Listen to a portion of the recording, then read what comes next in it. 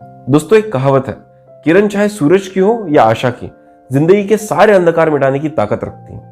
आप सुन रहे हैं हर्षवर्धन पडोले को वैल्यू एडिशन में। वैल्यू एडिशन में हम आपके लिए लाते हैं छोटी छोटी कहानियां, कुछ ऐसी कहानियां जो रोज आपकी जिंदगी में थोड़ा थोड़ा वैल्यू ऐड करेंगी, जो ओवर पीरियड ऑफ टाइम आपकी पर्सनैलिटी को एक बेहतरीन तरह से शेप दे सकती है। तो चलिए सुनते हैं आज की कहानी। आज की कहानी हमने आपके लिए लाई है विक्रम नाम के एक लड़के की। विक्रम एक होनहार लड़का था, लेकिन उसकी घर की परिस्थिति अच्छी नहीं थी, इसीलिए वो शहर में आकर छोटी मोटी नौकरी करता था। उस नौकरी से जो भी उसको मिलता था उससे अपना गुजारा चलाता था और बचे हुए पैसे को अपने घर भेजता था घर का खर्चा चलाने के लिए। विक्रम रोज काम पे जाता, शाम को घर आता, अपना खाना खुद पकाता, खाता, सो जाता और अगले दिन फिर काम को निकल जाता। एक दिन विक्रम ने अपना काम पूरा किया, घर आया और खाना पकाने लगा, लेकिन जब वो खाना पका ही रहा था तब बिजली चली गई। बिजली चली जाना उसके लिए एक बहुत आम सी बात थी, इसलिए उसने अपने घर में कुछ कैंडल्स रखे हुए थे। उसने अपना ड्रॉअर खोला, वहां से 4 कैंडल निकाली और उनको टेबल पर रख दिया।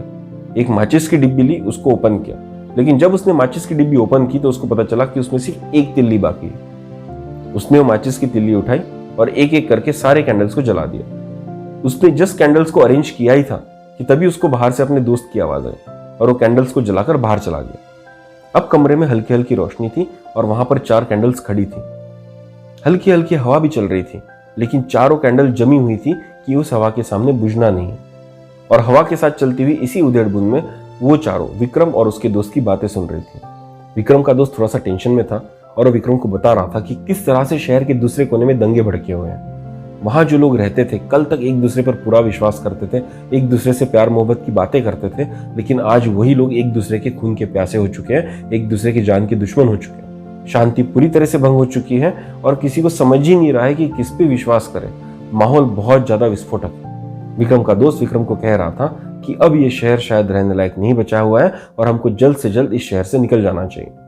विक्रम और उसके दोस्त की जो बातें घर के बाहर चल रही थी, घर के अंदर 4 मोमबत्तियां उन बातों को सुन रही थी। उन 4 मोमबत्तियों में से जो पहली मोमबत्ती थी वो बाकी 3 मोमबत्तियों को कहती है, मैं तो हमेशा से शांति में विश्वास रखती थी, शांति पर मेरा पूरा भरोसा था, लेकिन इस लड़के की बात सुनकर मुझे लगता है कि लोगों को शांति तो चाहिए ही नहीं। इस दुनिया का पूरा माहौल विस्फोटक हो रखा है और शांति के लिए इस दुनिया में कोई जगह नहीं है।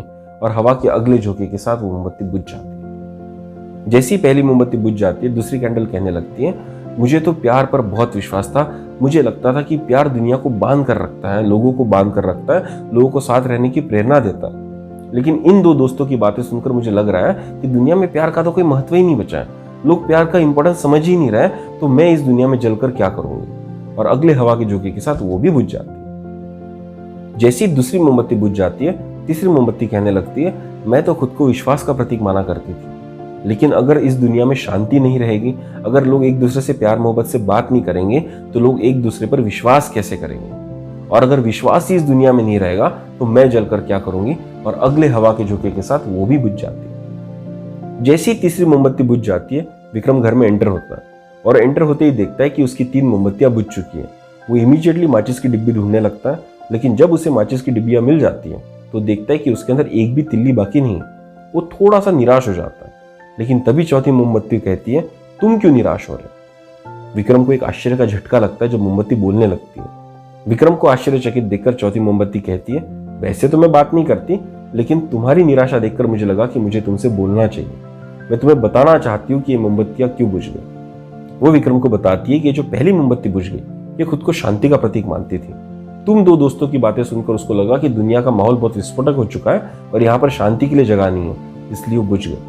ये जो दूसरी मोमबत्ती बुझी थी ये प्यार का प्रतीक थी। उसे लगा कि जब लोग एक दूसरे की जान के दुश्मन हो चुके हैं, लोग एक दूसरे के खून के प्यासे हो चुके हैं, तो प्यार मोहब्बत बची ही कहाँ है, और वो भी बुझ गई।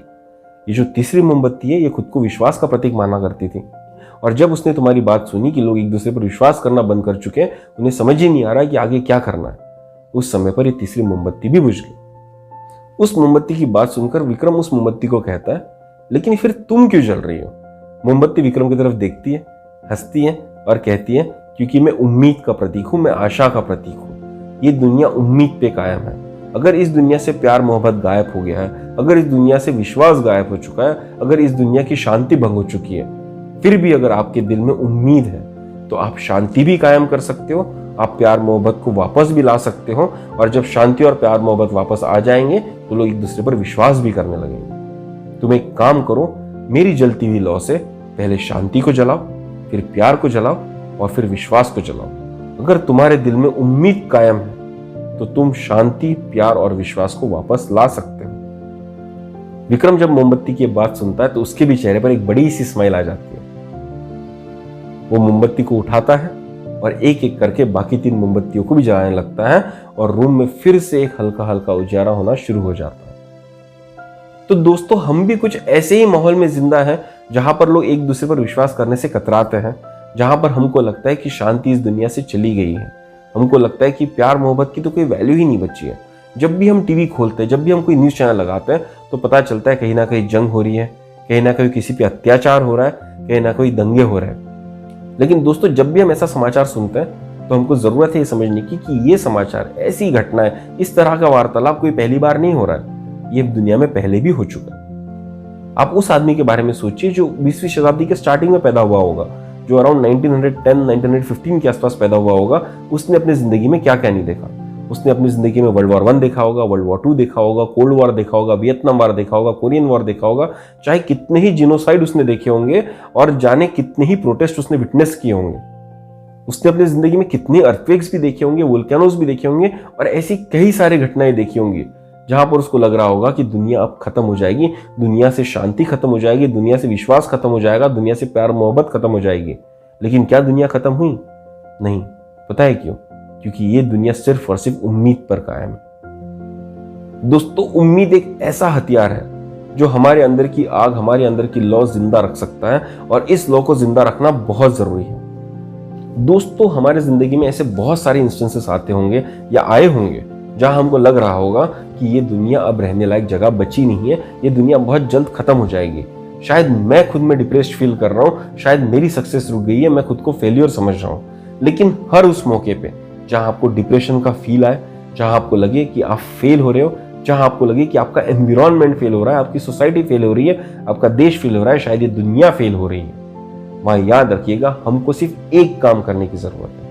हमको हमारे दिल में उम्मीद की लौ कायम रखने की जरूरत है। दोस्तों, हमें ये बात समझने की जरूरत है कि आज हम जिस दुनिया में रह रहे हैं, शायद ये इस दुनिया का बेस्ट वर्जन है।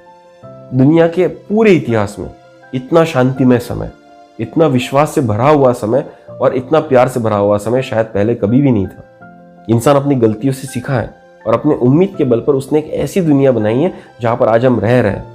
और चलिए इसी उम्मीद को हम आगे कंटिन्यू करते हैं ताकि हम हमारे बच्चों के लिए, हमारे आने वाले जनरेशन्स के लिए एक बेहतरीन दुनिया छोड़ कर जाए, एक ऐसी दुनिया छोड़ कर जाए जहां उम्मीद कभी खत्म ही ना हो। तो उम्मीद करते कल फिर मिलेंगे एक नई कहानी के साथ जो आपकी जिंदगी में थोड़ा थोड़ा वैल्यू ऐड करेंगी, जो over a period of time आपकी पर्सनैलिटी को एक बेहतरीन तरह से शेप दे सकेंगे। तो चलिए दोस्तों, कल फिर मिलते हैं एक नई कहानी के साथ। तब तक के लिए सब्सक्राइब कीजिए हमारा चैनल वैल्यू एडिशन। धन्यवाद।